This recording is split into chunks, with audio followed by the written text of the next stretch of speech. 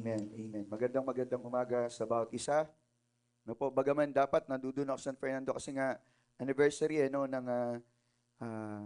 gawain ng Diyos, yung sa San Fernando no, bagaman yun nga dapat nandoon but then again no, due to some things no dapat na naganap no, hindi po tayo doon nakadalo. So anyway, may gagawin ng Diyos sa umagang ito. Sino naniniwala na may gagawin ng Diyos sa umagang ito? Amen. Amen. Sige, palakpakan natin muli si Lord. Okay. Ngayon po ay nasa continuation tayo ng ating pag-aaral na ating pinag-aralan last time. Tama po ba? Tama ba yan? Nandiyan ka ba? Iyon. Sige. Okay. So, ang ating topic, no, yung topic na nilagay ni Lord sa ating puso, yung pinamagatang preach the word of God. And ito po yung napakahalaga. Bilang mga Kristiyano, of course, tayo po yung talagang dapat nagpipreach ng word of God. Amen po ba? So, magkaroon lang tayo ng konting recap last time no, sa ating verse. Dito po sa Romans 10:13 to 14. Pwede ba natin Romans chapter 10, verses 13 to 14 na pinagkuhanan ng salita ng Diyos. Ang sabi niya, for everyone who calls on the name of the Lord will be saved. So, napakalaga nun ha. For everyone who calls on the name of the Lord will be saved. Sa 14, ang sabi niya, how then, sabi niya, can they call on the one they have not believed in? And how can they believe in the one of whom they have not heard? And how can they hear without someone preaching to them? So makikita natin, muli, basahin natin sa verse 13 ng Romans. Okay, sapagkat ang lahat ng tumatawag sa pangalan ng Panginoon ay maliligtas. Nakita natin yan, lahat daw ng tumatawag sa pangalan ng Panginoon Jesus ay maliligtas. Nakuha niyo po ba? Nandiyan po ba kayo? Parang ang lungkot niyo yata. Parang ang lungkot niyo. Nalulungkot tuloy ako. So verse 14, ano sabi niya sa 14? Ngunit paano nga silang tatawag sa Kanya, bagaman gusto nilang maligtas, so sabi, paano sila tatawag sa kanila? Or sa Kanya? Okay, nawawala. Nagloloko. Na hindi nila sinasampalatayanan. They want to be saved. Kaya lang, paano sila tatawag? Paano nila malalaman? Sabing gano'n, no? Kung wala namang nagpapahayag sa kanila. So, napakahalaga na tayo maging bahagi ng kaligtasan ng ibang tao. Amen po ba? Same as you, nung ikaw ay naligtas, it is because mayroong ginamit ng Diyos. Tama po ba? Kung bakit ka maligtas. Ibig sabihin, ang tao na yun ay concerned sa iyo. Kaya nga last Sunday, anong sinabi natin? Pasalamatan mo yung tao na nagbahagi sa iyo ng salita ng Panginoon. Amen po ba? Kung di siya ginamit ng Diyos, wala ka sa lugar na ito at hindi sana ganyan ang nararanasan mo sa oras nito. Amen po ba? So, tayo po yung pangalan ng Ama at ng Anak at ng Espiritu Santo. Verse 20. At turuan silang sundin ang lahat ng mga bagay na inutos ko sa inyo. So, kung paano nila susundin, again, sa Romans chapter 10, 13 to 14, paano nila susundin, paano nila paniniwalaan, paano nila gagawin kung walang sino man na nagbabahagi sa kanila, walang sino man nagpapabatid sa kanila. At narito, ako'y kasama ninyong palagi hanggang sa katapusan ng panahon. So, ganun kahalaga ang pagbabahagi ng salita ng Diyos. Imagine, nagkakaroon ng productivity. Amen po ba?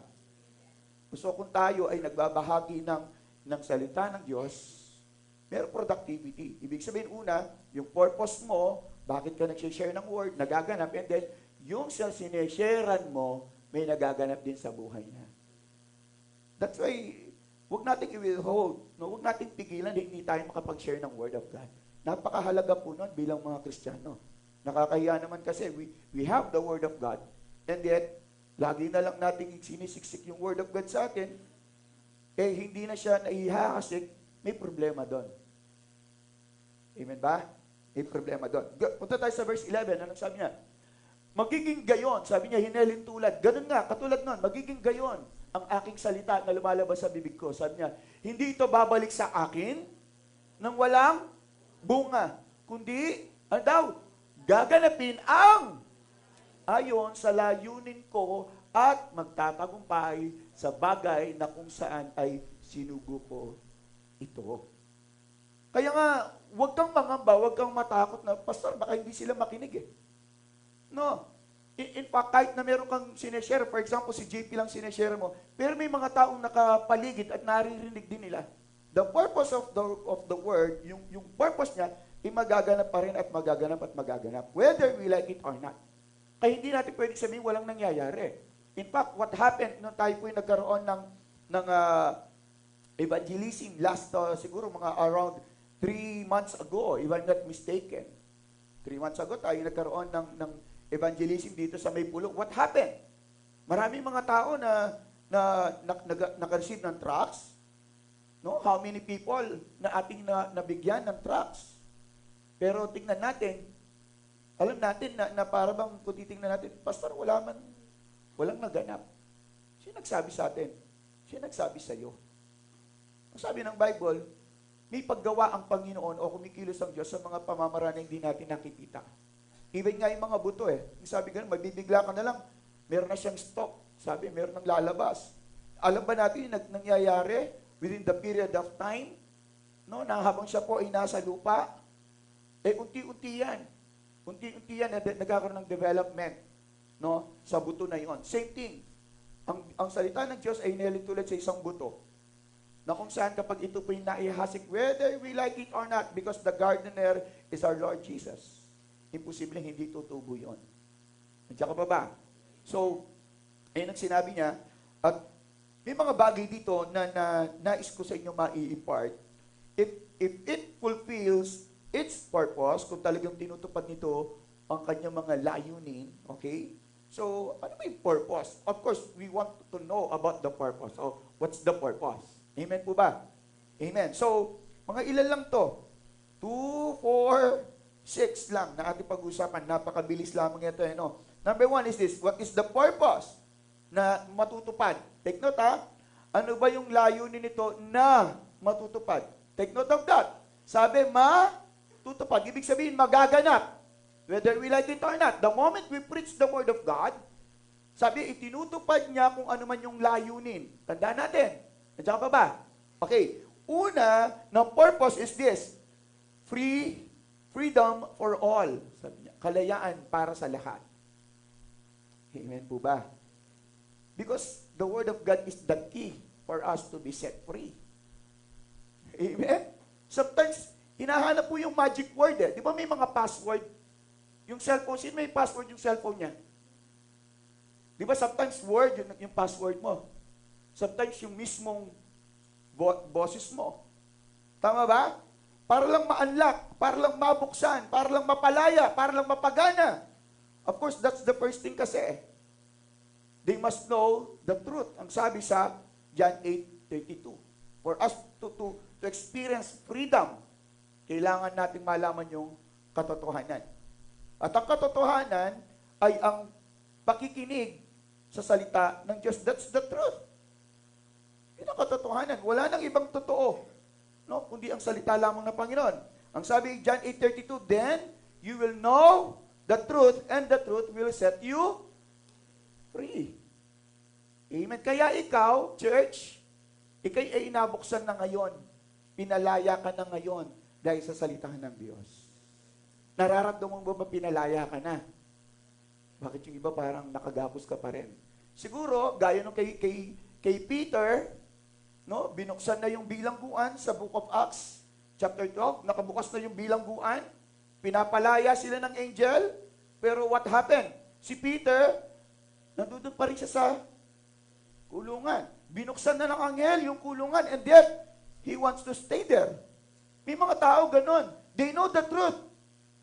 But the problem, gusto niyang manatili sa kasinungalingan. Alam niyang mali ang ginagawa niya, pero ginajustify niya yung kanyang ginagawa. Tama ba? Maybe because yung fear. So pag may fear, walang faith. Ganun kasi nangyari kina Peter. Natatakot sila. So ayaw nilang umakbang palabas ng bilangguan. Ayaw niya makaranas ng kalayaan. Okay? So isang bagay, no, na nais ng Diyos na maganap sa ating buhay o matupad is for us to be set free. Freedom for all. Hindi lang para sa ilan-ilan to, kundi ito'y para sa lahat. Tingnan niyo po ang sabi ng Galatians 5:1, sa kalayaan na ay pinalaya tayo ni Kristo, magsitibay nga kayo at huwag na kayong pasakop na muli sa pamatok ng pagkaalipin. Sabi niya, para sa kalayaan ay pinalaya tayo ni Kristo. Tayo pinalaya ni Kristo. That's the purpose. Because of freedom, we will set free. The reason why, because of the freedom. Ayaw ng Panginoon na merong nakakulong. Ayaw ng Panginoong Diyos na very limited ang kanyang galaw. No? So, by hearing the Word of God, dahil nakarinig tayo ng mga mensahe regarding the truth, and that is Jesus, that is the key. No? Ngayon, may na-unlock na bahagi sa ating buhay na ngayon, naliwanagan ka. Amen ba yun? Kasi dati-rati nakakulong lang yung ating kaisipan sa isang paniniwala, sa isang relihiyon. Kasi doon tayo kinulong. Kailan nagsimula yan? Siguro marahil yung iba dahil sa ito'y kinalakihan niya, dito siya nabinyagan. Sinasabi niya, dito ako nabinyagan eh. Dito ako lumaki. Na para bang yung binyagan ang nagdidikta sa isang tao na this is my religion. Well, in fact, walang kaligtasan sa reliyon. Wala tayong makikitang kaligtasan sa reliyon. Kaya hindi natin dapat pag-awayin, hindi natin dapat pagdebatihan yung reliyon. Because in the first place, hindi reliyon ang makapagliligtas sa tao. Hindi reliyon ang makapagbibigay ng pananampalataya sa tao. Hindi reliyon ang makapagbibigay ng tunay na buhay sa tao. It is Jesus. It is the Word of God. And Jesus is the Word of God. Yun ang katotohanan. Okay? Kaya nga ngayon, na-unlock, no? Nakalagan, nabuksan tayo sa isang katotohanan. Kailan? Nung ating narinig yung salita ng Diyos. Kaya napakahalaga nun, no? Na lagi tayong magbigay ng panahon at oras sa pakikinig ng salita ng Diyos. Imagine, ano yung hatid nito sa isang tao? And alam niyo po ba, napakaraming mga tao talaga, they don't want to listen to the Word of God. Gusto nilang sumisimba, pupunta sa simbahan, pero yung makinig sa Word of God, never, ayaw nila. And akala tuloy nila kapag nasa simbahan na sila, you are listening to the Word of God. Kaya makikita mo, paglabas ng simbahan, siya pa rin, dati pa rin. Kung ano yung pumasok siya, paglabas niya, ganun pa rin. Walang pagbabago. Naku niyo po ba? Walang pagbabago. Bakit? Bakit kasi hindi naman talaga siya nakinig ng Word of God? Imagine mo, tagal mo na nag-church, ang dami mo ng mga narinig na messages, ang dami mo ng religion na pinasukan. Tama ba? May pagbabago ba? Kaya ang nangyayari, ang tao, hanap ng isang relihiyon, no? Na isang pastor, sabihin na natin na talagang makapagbabago ng kanyang sarili. Wala. Kundi ang salita lamang ng Diyos, yun lang ang makapagbabago sa tao. Amen po ba? Nandiyan ka pa ba, church? Amen. So, freedom for all. Number 2. Okay, another purpose is for the salvation of our soul. Okay, napakaganda na. Tingnan natin yung Romans chapter 1, verse 16. Anong sabi dito ni Paul? I am not ashamed of the gospel. Sabi niya, hindi ako nahihiya sa ebanghelyo. Sabi nga nun, hindi ko kinahiya yan.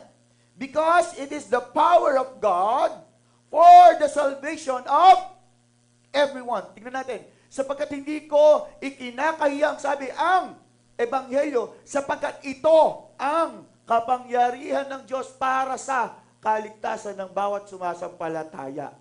Unay sa Hudyo, gayon din sa Griego. Bakit ito ikakahiya? Sabi gano'n. Ang ebanghelyong ito ay kaya niyang iligtas itong tao na to. Itong kaluluwa ng tao na to. Diyan ka pa ba? Imagine that. Kasi meron lang isang tao na nag-share sa iyo ng Word of God, nagbahagi sa iyo ng Word of God. So, anong nangyari sa iyo? Hindi ka lang basta niya pinalaya? Ano pa? Ang nais pa nito ay maligtas ang iyong kaluluwa. Gano'n ba yung pastor? Kaluluwa pala ang nililigtas? Hindi pala itong katawan na to?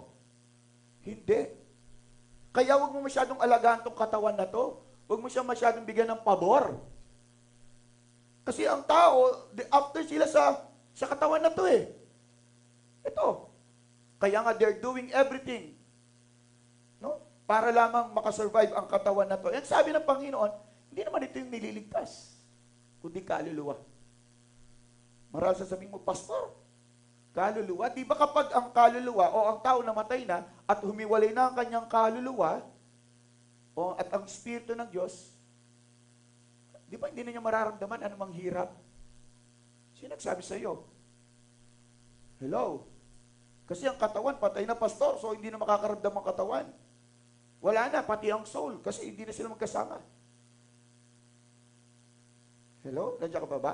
We need to understand, kaya tayo nasasaktan, kaya tayo nakakapag-isip, kaya tayo tumatawa, nagiging masaya because of our soul. Kung bakit tayo nakakalakad, nakakapamuhay because of our spirit. Soul and spirit are different. Ang spirit ay babalik sa Diyos. Ang kaluluwa ito ang huhusgahan. Kapag ang kaluluwa na to ay hindi niya in-entertain, hindi niya binigyan ng oras, panahon ng salita ng Diyos, okay? Walang kwenta yun. Yung kaluluwa na yun, mapupunta lamang sa impyerno yun. Nandiyan pa ba tayo, church? So, napakahalaga, no, na malaman natin na yung purpose ng salita ng Diyos ay upang nang sa ganon ay maligtas ang ating kaluluwa. 1 Corinthians chapter 15, 1-2, sabi niya, mga kapatid, ang sabi ganon, ngayo'y pinapaalala ko sa inyo ang magandang balitang ipinapangaral ko sa inyo. Iyan ang magandang balitang inyong tinanggap at naging saligan ng inyong pananampalataya. Naliligtas kayo sa pamagitan nito kung matatag ninyong pinanghahawakan ang salitang ipinangaral ko sa inyo, maliban na lamang kung walang kabuluhan ang inyong pagsampalataya. Ibig daw sabihin, kailangan mayroong paghahawak dito, may pananampalataya. Kailangan nating panghawakan, huwag nating pakawalan yan. The moment na narinig mo na yung word, ariin mo na sa iyo yan. Kasi most of the time, ginagawa natin, pagkayari nating narinig, kinakalimutan natin. Or maybe, hindi talaga natin pinapakinggan. Kaya nga napakahalaga eh. Napakahalaga. Nagaganap lamang ang layunin ng salita ng Diyos kapag ito'y ating tinatanggap. Pero kung di mo tinatanggap to, walang epekto to sa'yo.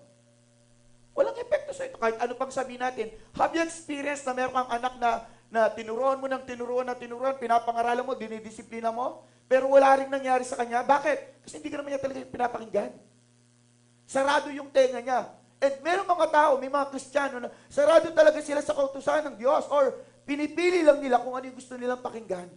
Kapag nakakasakit na sa kanila, labag na sa kanilang kaalaman, sa kanilang prinsipyo, then they will just deny it. Ang tao pa naman, gusto niya lang pinapakinggan yung mga bagay na magbibigay kiliti sa kanyang tenga. Ang gusto lang niya narinig, yung pabor sa kanya, yung, uy, ang ganda mo. Sino dito yung gusto niya masabihan ng pangit siya? Wala, di ba? Tama ba? Tayo naman, sometimes gusto natin magsinungaling para lang ano siya. Kahit tumaba siya, ay, ang payat mo ngayon. Kasi gusto lang natin siyang ma-please eh. Tama ba? Ang salita ng Diyos, hindi ganun eh. Ang salita ng Diyos is powerful. Ito yung sabi niya, nakakasakit. Sabi ganun. Nandiyan ka pa ba? Kaya nga ayaw masyadong naririnig ito ng mga tao eh. Kasi it triggers those things na talagang nagbibigay ng karamdaman sa kanila, ng sakit sa kanila. At ayaw ng tao yon. Kasi ang tao, ang alam niya, siya po ay matuwid. Wala siyang ginagawang masama. Tanungin mo yung katabi mo, mabuti ka ba, mabait ka ba? Oo. Totoo yun. Kahit na aminin niyang suplada siya, suplada ako pero mabait pa rin ako. Kapag sinabi mo maganda ka at mabait ka, ay ikaw na. Hindi ka suplada, maganda ka, mabait ka, sexy ka, ikaw na. Pero church, have you tried? Tumingin ka ba sa salamin? Tinignan mo ba yung salamin ng buhay, yung Bible? Sabi sa Book of James, parang salamin to, mas makikita natin kung sino talaga tayo. Andiyan ka ba church? Ayun ang isang bagay na dapat nating maunawaan. The reason or the purpose of the Word of God, kung bakit ito naihahayag, ay, sabi ganun, to fulfill its purpose. And the purpose is for the salvation of our soul. Kaya nga hindi tayo titigil na mag-share ng Word of God. Kung itong salita ng Diyos na ito na ating minemensahe, na ating ipinapayag, ay makapagliligtas ng kaluluwa ng tao. Why not? kung makakabuti sa kanya to. Tama po ba? Nandiyan ka pa ba? So, bakit natin pinagkakait? Ikaw nga mag-share, ayoko, pastor. Bakit ayaw mo siyang maligtas? Ganun lang kasimple. Dapat maging bahagi tayo ng katuparan, bagaman matutupad ito, pero magpagamit tayo para mas matupad lalo, mas mapabilis through your life. Kasi ang purpose ng salita ay para nga makapagligtas ng kaluluwa eh. Siyempre, dapat magpagamit tayo. Gaya ng ulap, nagpagamit yung ulan, o nagpagamit si ulap sa ulan, para siya po ay maalagaan sa loob ng ulap, at ibuo siya ng ulap. Nakuha natin? Ganun tayo dapat, magpagamit tayo for that purpose of God. Amen? Kasi sabi ng Panginoon, kung di ka magpapagamit, kahit bato, sabi niya sa Luke, kahit bato gagamitin ko. Nakakatakot naman siguro yon kung yung bato nagsasalita. Amen po ba? Diba? Hindi ba nakakatakot yun kung bato nagsasalita? Tingnan mo yung katabi mo, baka parang bato na yan. Yan. Kasi hindi na nagsasalita. Okay? Okay. Pangatlo, rather. Okay, another purpose is to know God and how God loves us. Dalawang bagay yon. To know God and how God loves us. Pag nalaman mo ang Panginoon, malalaman mo rin kung gaano kanya kamahal. Natutunan na pagmamahal ng Diyos eh. Pero ngayon mo malalaman mo, bakit ganun na lamang ang pag-ibig ng Diyos sa akin? Because in the first place, lahat po ng tao ay hindi kaibig-ibig. Lahat ng tao hindi kaibig-ibig. Tandaan natin yan. Kasi bawat isa sa atin merong mga rough edges. May mga magagaspang na pag-uugali. May mga pangit na attitude. May mga pangit na personality. Tama po ba yan? Kahit ang ganda-ganda na yan, naasar ka pa sa kanya eh. Tama po ba? Insecure ka sa kanya, tama? Sa katabi mo, insecure ka? Oo? Sa likod mo, insecure ka? Insecure ka ba sa likod mo? Kasi hindi mo siya matignan eh. Tignan mo siya kung hindi ka insecure. Imbierna ka ba sa kanya? Hindi naman. Hindi, di ba? Ang sabi ng Panginoon is, we must know Him. That's the purpose of the Word of God. Kung bakit na ihahayag ito is para makilala natin ng Diyos. You want to know God? Hear the message of God. Kasi itong book na to, tungkol sa Kanya. Tungkol niyo po ba? Nandiyan ka ba? Ang sabi ng 5:39 na Book of John, ito po. Book of John, 5:39. Napakaganda nito eh. No? Pinagmamalaki po kasi ito ng mga Pariseyo. Sabi ng mga Pariseyo, ganito, sa verse 39. Sinasaliksik ninyo ang mga kasulatan, ang sabi ni Jesus sa mga Pariseyo, sapagkat iniisip ninyo na sa mga iyon ay mayroon kayong buhay na walang hanggan. That is the mindset. Yun ang iniisip nila. Kapag sinasaliksik nila, inaaral nila ang Word of God, ang sabing ganon, iniisip nila na sila magkakaroon ng isang buhay na walang hanggan. At iyon ang, sabi niya, nagpapatotoo tungkol sa akin. Ibig sabihin, ang salita ng Diyos, this one testifies about Jesus. For you to know Him more and more and more and more. Napakarami pang bagay na dapat mong malaman sa Diyos. Kay Jesus. Napakarami mga bagay na dapat mong malaman sa Kanya. Kung ano may nararanasan mo ngayon na ginagawa niya, meron pang mga bagay na gustong pa-discover sa iyo si Lord. Every day of our life, nagpapakilala si Lord. Kapag may pagsubok ka, nagpapakilala si Lord. Nakanyo po ba? Pag may karamdaman ka, nagpapakilala si Lord. Hindi basta pangkaraniwan lang ang nagaganap sa atin, yung day-to-day life. Hindi ganon. Napakaraming bagay, no? Everything in our life, no? Ito po'y nagpapabatid kung sino ang Diyos at kung gaano tayo pamahal. The reason why kung bakit ka nagising ngayon kasi mahal ka ng Panginoon.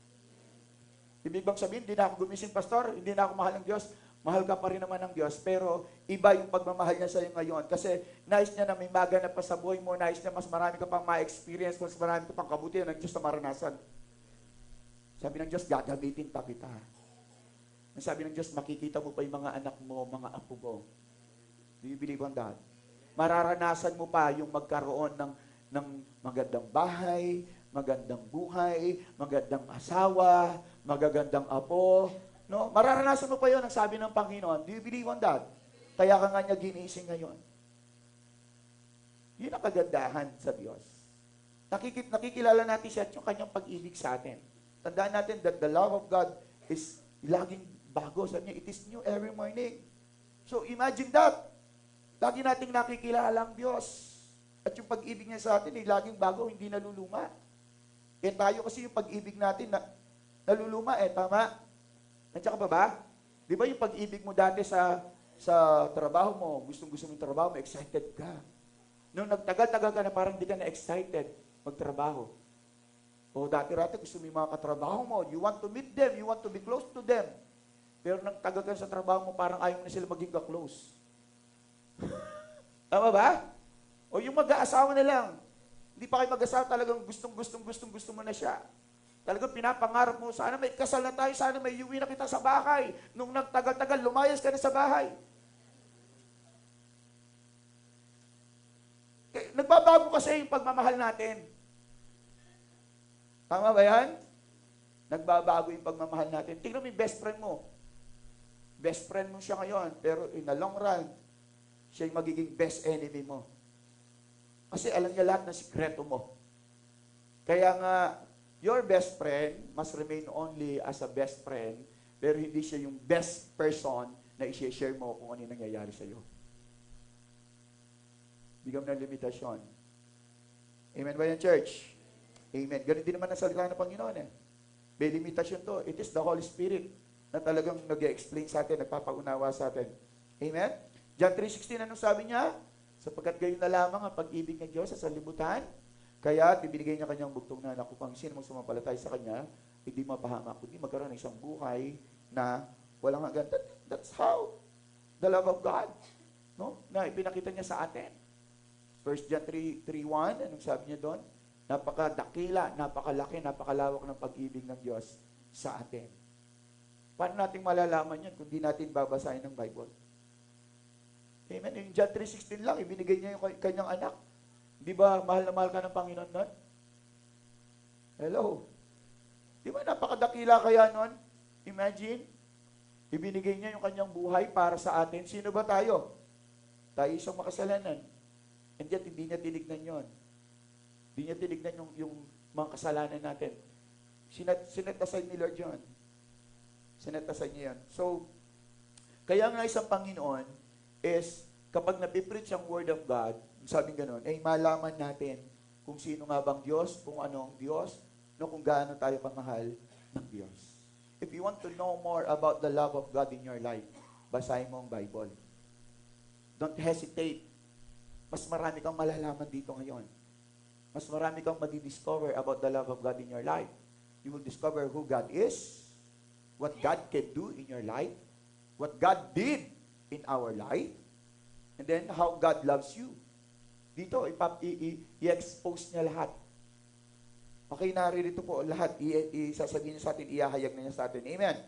So, pangapat, another purpose is this, to be fulfilled. No? To be fulfilled is to be equipped for every good work. Amen. Mabigat po ito, Tingnan natin sa 2 Timothy 3:16 hanggang 17. Ito yung sinasabi niya sa Timothy, 2 Timothy 3:16. 2 Timothy 3:16, anong sabi niya? Okay. 2 Timothy, Timoteo. Yan. Si Timoteo yung ating pag-uusapan. Yan, no?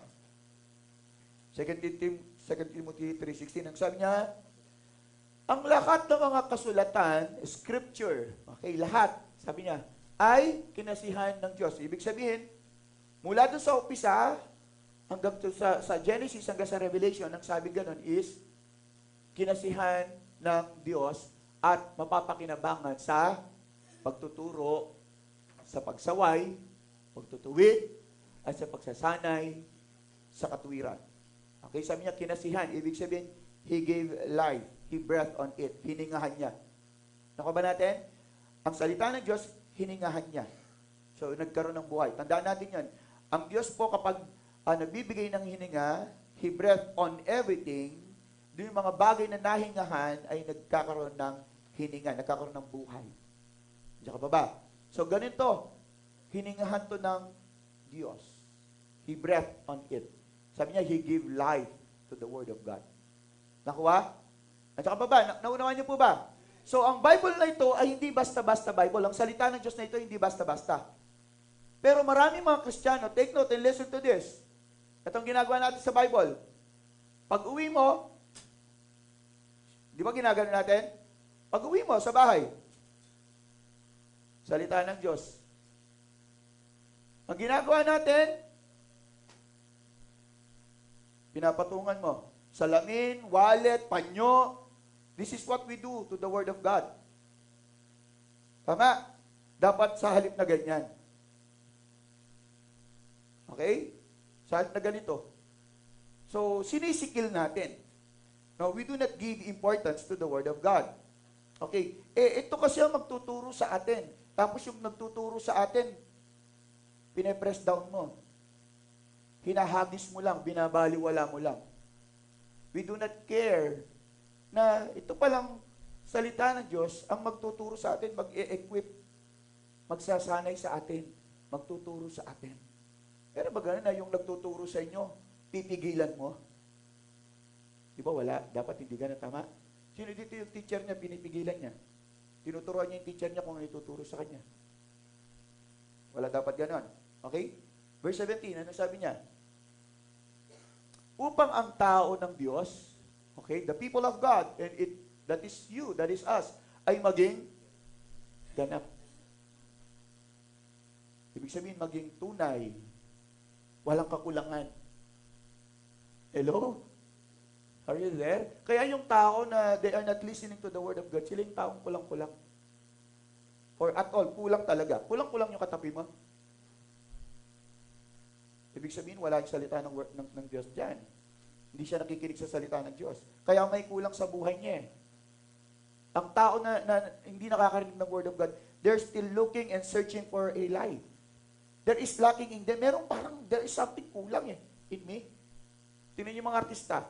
Kita sila ng kita. Tama. Trabaho ng trabaho na kumikita sila. Pero there is missing, a missing piece in their life. Kahit sa inyo ngayon, merong bahagi ng iyong buhay na kulang.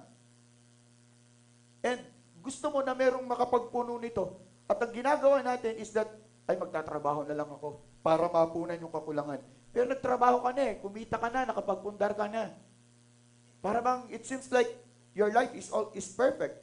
May asawa kang gwapo, halimbawa yung asawa ko, perfect na yung buhay niya. Napangasawa na niya ako. O nakita niya yung mga anak namin.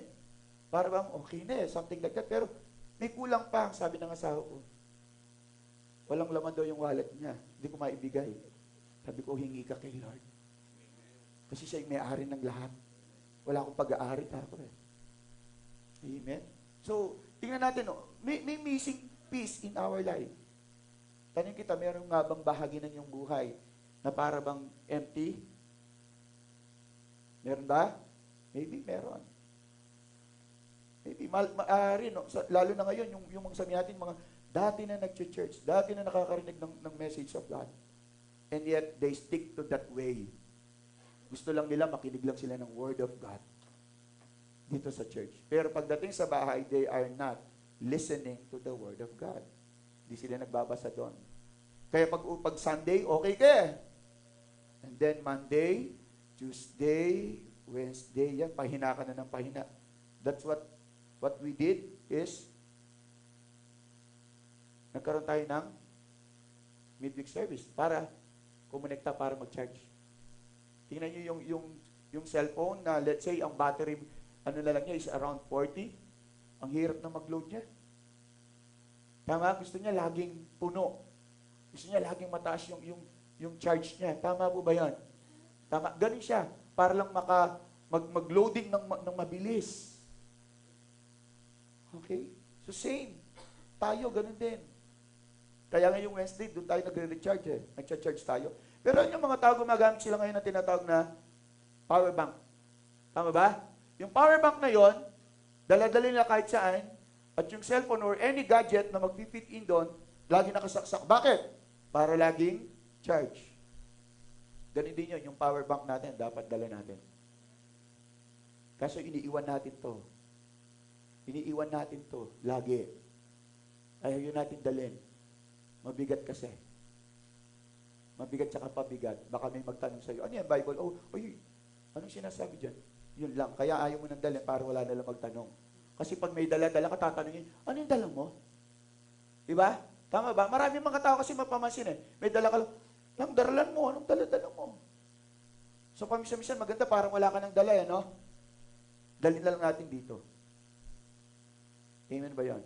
At pag nandirito siya, hindi mo alam na ilalabas mo pala siya. Bakit? Out of the abundance of the heart, the mouth, speak. Kung ano yung laman nito, yun ang lalabas. Amen po ba? Okay. Napakaganda. Anong sinasabi niya? Para daw matupad yung layunin ng Panginoon, yung layunin ng salita ng Diyos is to equip para turuan tayo, para sanayin tayo. Bakit? Kailangan pa ba tayong turuan? Yes, of course. Kahit matanda na yan, kailangan pa rin turuan yan. Kahit marami na siyang experience, kailangan pa rin turuan niya kasi hindi naman niya alam lahat. You want to gain wisdom? Read the Word of God. Listen to the messages of God. Ephesians 2:8 o 2:10. Anong sabi niya? Punta muna tayo, Ephesians 2:10. Okay?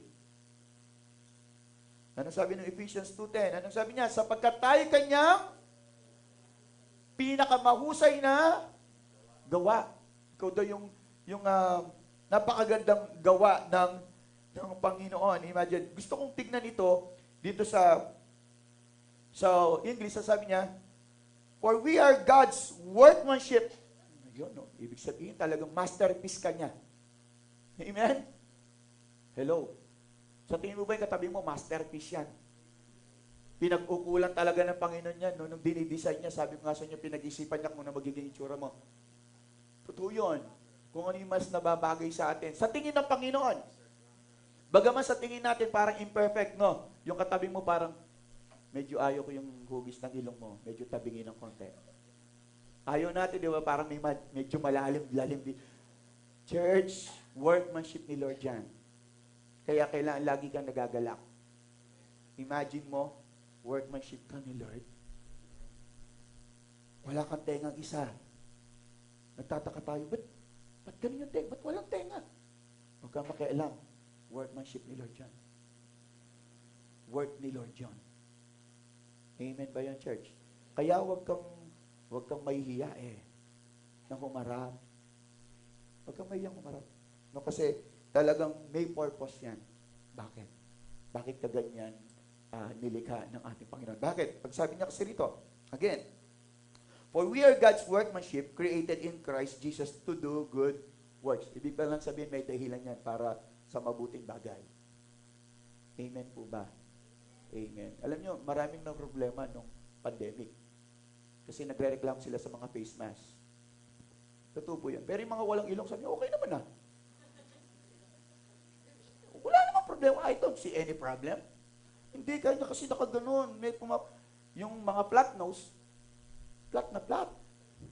Walang problema. Yung iba, nahihirapan silang umanap ng extra large. Na malalaking Siya hindi, nagpipit lahat. So may purpose. Nakuha niyo po ba? Madalas kasi hindi lang natin nakikita talaga yung purpose ni Lord. God knows everything. God knows everything. Tandaan natin yan. Okay. Tingnan natin, sabi niya, for we are, sapagkat tayo kanyang pinakamahusay na gawa na nilang kay Kristo Jesus para sa mabubuting gawa na inihanda ng Diyos ng una pa upang siya nating lakaran.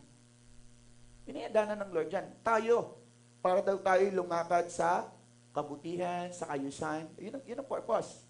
Paano tayo makakalakad doon without the Word of God? Balik tayo sa kanina. 2 Timothy 3:17 or 16, sabi niya. Okay, 2 Timothy 3:16 to 17.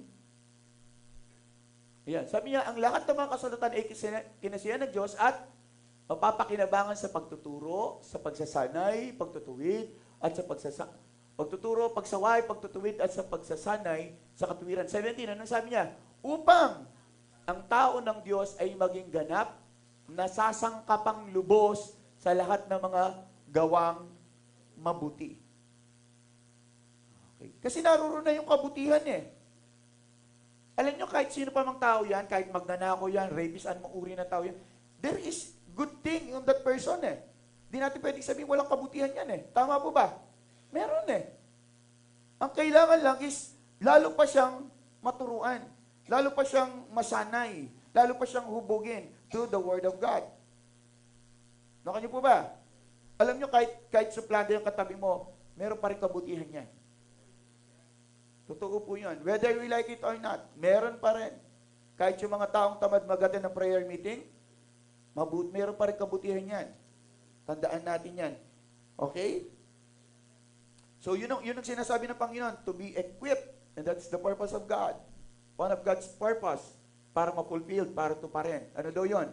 To equip for every good work. That's the purpose for every good work lang. Huwag mong gagamitin sa masama. Amen po ba? Huwag mong gagamitin ang salita ng Diyos para ikaw ay kumita. Sabi nga ni Pablo, we do not peddle the word of God. Hindi namin ito ginagawang hanap buhay o pagkakakitaan. Huwag dapat ganon. May mga iba, di ba, ginagamit nilang pagkakakitaan ito? Okay. So, panglima, ano yung purpose na mapupulfill? Ito, to walk on the right path that leads to righteousness. Para lakaran daw yung tamang daan, no? Na naghahatid o hahantong sa katuwiran. Sabi sa Psalm 119, verse 105, your word is light unto my feet and lamp into my path. So, that's the purpose. Para tayo po ay hindi matisod. No? Para tayo hindi madapa. Para tayo hindi magkamali. Hanggat maaari. Para tayo ay talagang maging tuwid o karapat-dapat sa harapan ng Panginoon. We must walk by the Word of God and through the Word of God. Lalakad ka dahil sa salita ng Diyos. Kaya magliliwanag ang buhay mo kapag nasa iyong salita ng Diyos eh. Nakan niyo po ba? At kapag maliwanag, nakikita mo yung kagandahan. Tama po ba? Nakikita mo yung kagandahan. Nakikita mo yung mga, sabihin natin, hindi ka nais-nais. Nakikita natin lahat. And kapag nakikita natin to, we understand things. Tama? Naunawaan natin. Bakit pala may bako dito? Nung makita mo, dahil maliwanag, may ginagawa pala. So, nauunawaan mo yung bawat bagay. Nakuha po ba? Kaya, bagaman may pangit kang nakikita o bako-bako kang nakikita, bulubundukin yan, kaya nating iwasan at mapunta tayo sa kung saan yung nais natin, hindi tayo madidisgrasya, hindi tayo mapapahamak. We need the Word of God because this is the map. Ito isang mapa patungo sa buhay na walang hanggan. It's not just an ordinary book again. Kahit binibili natin to, kahit sabi mong, gawang tao lang yan. Yes, gawang tao to. In fact, ang sumulat po nito is more or less 40 men and women na sumulat ng Bible. Na sila'y namuhay sa iba't ibang panahon, no?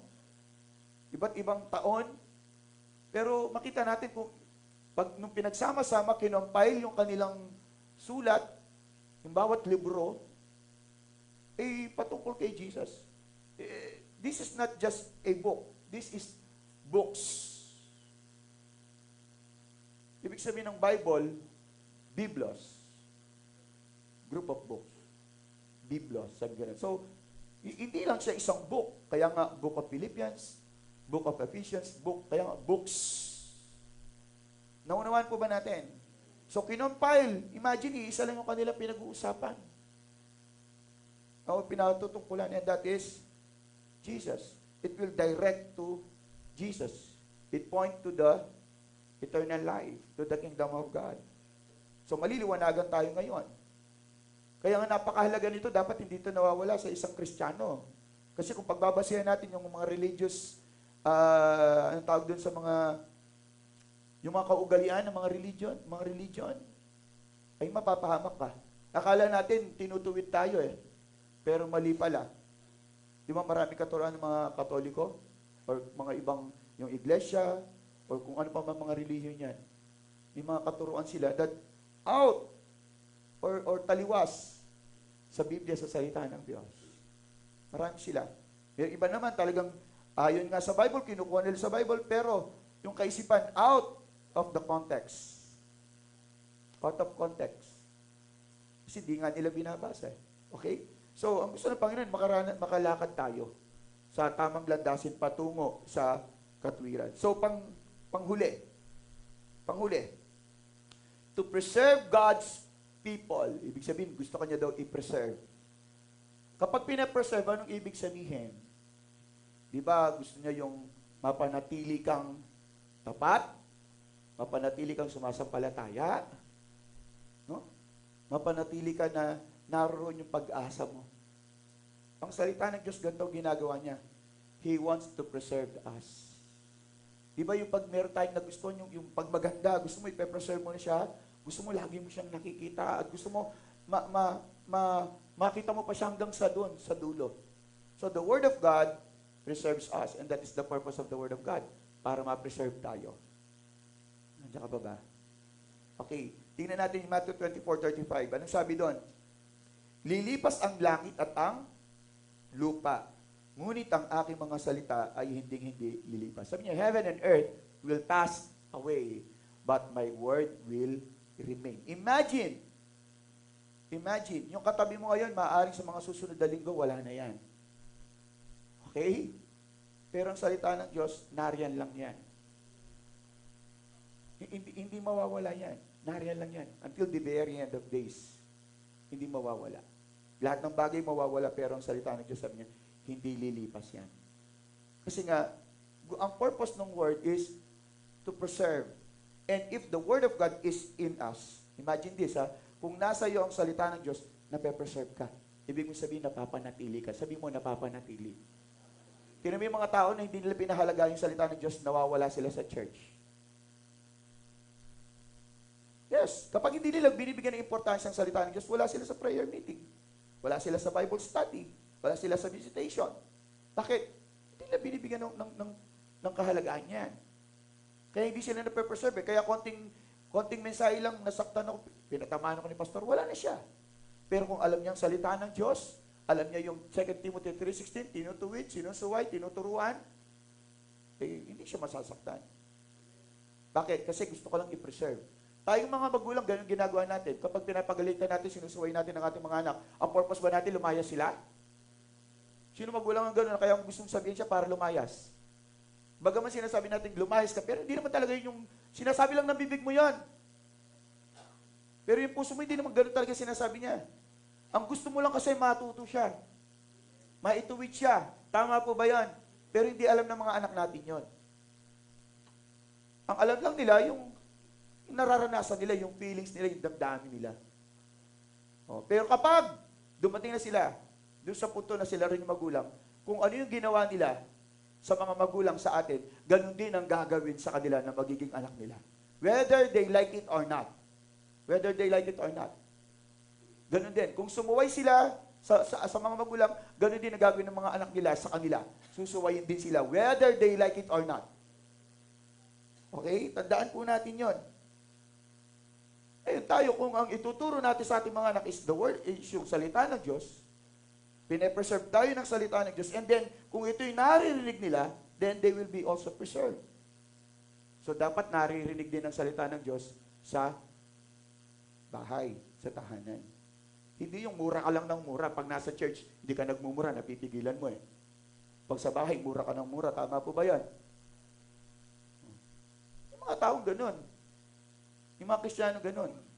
Hindi niya mapigilan na magmura. At alam naman ni Lord yun. Again, sabi ko nga sa inyo, tandaan niyo po ito. Kapag tayo ay nagpipreach ng Word of God, we're speaking life. Tama? Naghahasik tayo ng buhay, ng pananampalataya, at para ma-fulfill yung purpose ni Lord. Di ba? God bless you. Di ba sinasabi natin gano'n? Tama ba? Yung sinasabi natin yun. Ngayon, kapag tayo nagmumura, and take note of this, listen to this. Kapag nagmumura ka, sinusumpa mo yung anak mo o yung taong sinasabihan mo nito. Naghahasik ka ng sumpa sa tao. Kahit sabi mo, biro lang. Ibig sabihin, biro lang, pero sinusumpa mo siya nang hindi mo alam. Okay? We are confessing something dun sa tao. Pag minura mo siya, naman niyo po ba yan? Kahit sa isip mo lang siya minura. Alam ng Panginoon yon. So, nagbibigay ka ng curse Sa mga anak mo, minumura mo siya, uutusan mo, hindi tama yung ginawa, minura mo, nabushit ka, nagmura ka, nagdadrive ka, nagmura ka, then, nag-spell ka ng curse. Nag-spell ka ng curse. Kaya sabi ng isang pastor na kausap namin, nung minsan may nangyari sa kanya, alam niya, sabi niya, hallelujah ka! Yung hallelujah daw yung sinabi niya. Di ba maganda yon? Hallelujah yung sasabihin mo. Kaso syempre, hindi natin masabi yun eh. Ang gagawin talaga natin, gigil kang makaganti eh. Pag minura ka, gusto mo magmura lalo, di ba? Tama ba? Isang mura lang, gusto mo, 10 ang ibabalik mo sa kanya. Ganun ang tao. Masigit. Pero tandaan nyo, listen to this. While we are cursing people sa pamagitan ng ating mga pagmumura, okay? Babalik sa iyo yon. It will come back to you. Kinurse mo siya, yung curse lumabas sa'yo, yung curse na yan babalik sa'yo. Anong sabi ng Bible? Kapag ang tao ay napalaya na, listen to this, kapag ang tao ay napalaya na, umalis yung masamang spirito, at kapag nakita niya, wala siyang mapuntahan, malinis na naman yan, babalik at babalik yan. At magsasama pa yan ng 7 demonyo na mas masama kaysa sa nauna. So yung taong mapagmura, yung taong lagi nagmumura, hindi niya napapansin, mas matindi pala yung nangyayari sa kanya kumpara doon sa taong minura niya. Okay? Naintindihan niyo po ba? Kaya iwasan mo ng magmura hanggat maaari. Kahit wala ka sa church, kung pwede lang. Kahit na nag-iisa ka, huwag ka nang magmumura. Magmahal ka. Amen? Tandaan natin, kapag ang tao ay nagmumura, tingnan natin kung ano yung mangyayari sa kanya. Okay? You are not preserving yourself. You are condemning yourself. Kinokondem mo lalo yung sarili mo. Pinapabigat mo lalo yung sarili mo. And maraming mga Kristiyano guilty dito sa pagmumura. Gigil na gigil ka eh. Masarap kayo magmura, di ba? Tama ba? Masarap, tama? Akala mo, namura kita. Pero hindi mo alam, yung sumpa doon na napunta doon sa tao minura mo, higit pa sa'yo. Nakuha. Okay. So, it doesn't preserve a Christian. Hindi na pe-preserve ang isang Kristiyano kapag ganon. Ang salita lang ng Diyos, no, na lumalabas sa ating bibig, ang nagpapareserve sa atin. Ipe-preserve ka niya. Amen po ba? Ipe-preserve ka ni Lord hanggang-hanggan.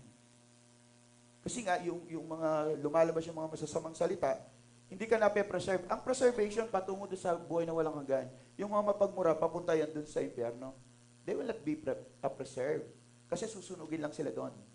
Kahit sabihin natin Kristiyano pa tayo. Kahit sabihin natin leaders pa tayo. Kahit sinabi natin pastor ka pa, nangangaral ka, pero nagmumura ka. Hindi ka mapupunta sa langit. Kahit yung mga nagsisinungaling, hindi mapupunta sa langit yan. Sa Bible mismo sinabi, ang mga sinungaling sa impyerno ng diretso niyan. Wala nang kung ano pa man, diretso na yan sa impyerno. Do not be deceived. Huwag kang madaya. Ano po? Punta nga tayo sa 2 Timothy 4:1-2. Tingnan natin. Itong sabi ng 2 Timothy 4:1-2. Sabi niya, in the presence of God and of Christ Jesus, who will judge the living and the dead, and in view of things appearing in this kingdom, I give you this charge. Sabi nga nun, sa harapan ng Diyos at ni Kristo Jesus, na siyang hahato sa mga buhay at sa mga patay, at sa pamagitan ng kanyang pagpapakita at sa kanyang kaharian, ay inaatasan kita. Okay? Ano sabi niya? Verse 2. Ipangaral mo ang salita. Very direct. Ipangaral mo ang salita. Sabi gano'n. Magsikap ka sa kapanahunan at sa di kapanahunan, in season and out of season.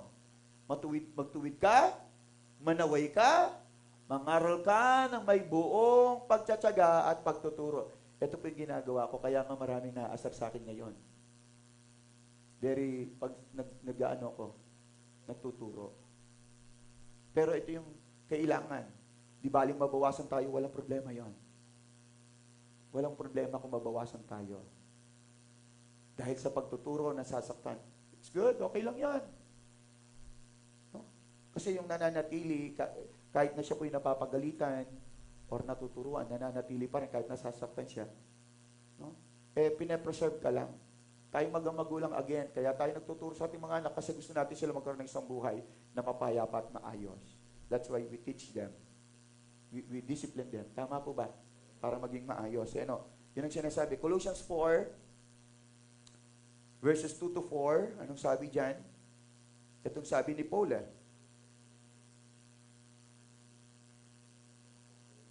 Verses 2 to 4. Magpatuloy kayo sa pananalangin at kayo'y magbantay na may pagpapasalamat. 3. At idalangin din ninyo kami, ang sabi ni Paul, na buksan ng Diyos para sa amin ang pinto, para sa salita, upang aming maipahayag ang hiwaga ni Kristo, na dahil din dito ako'y nakagapos. Verse 4. Upang ito'y aking maipahayag, gaya ng aking nararapat sabihin. Napakaganda ng sinabi ni Paul. He is asking for a prayer. No, dapat ganun din pong gawin natin. Kasi hindi madaling gumawa ng message. It took us how many weeks? No? Napakahirap niyan. Imagine mo, pag-aaralan mo yung message, tapos, ito pa yung pinakamahirap na bahagi. I-message mo. Sometimes okay na gawa na Pero yung sasabihin mo, naku nyo yan, ganun kahirap. Tapos makikita mo walang nakikinig at wala talagang nais pakinggan. Ibig sabihin walang nais na mabago ang kanyang buhay. Because for them, the Word of God is nothing. No. Hindi. Nagaganap lang, sabi sa Isaiah 55 verses 10 to 11, ang layunin ng salita ng Diyos, the moment na pinakinggan natin to, the moment na inalaw natin ang salita ng Diyos sa ating buhay. Okay? Kailangan manatili yan dyan. The moment na narinig mo dito, takpan mo kagad to. Hindi yung nakatakip ka kagad. Buksan mo yung isa, takpan mo rito para hindi aalis, hindi lalabas. Nandiyan pa ba kayo, church? Amen. Sige nga, tayong lahat ay tumayo.